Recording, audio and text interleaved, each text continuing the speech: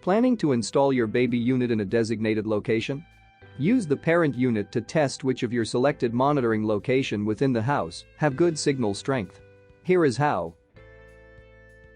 Make sure your video monitor connected to your baby unit.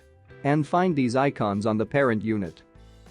When the signal strength icons are full, it indicates the signal is strong and the video will stream smoothly.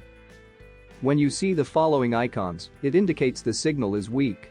And when the icon is red, it indicates the signal is interrupted. It may be the baby unit is too far away from the parent unit or some internal walls block the signal. Find a suitable monitoring location where the baby unit and parent unit are close to each other. Change the location until the signal strength icon is full. If you are mounting the baby unit on the wall, watch how to mount the baby unit.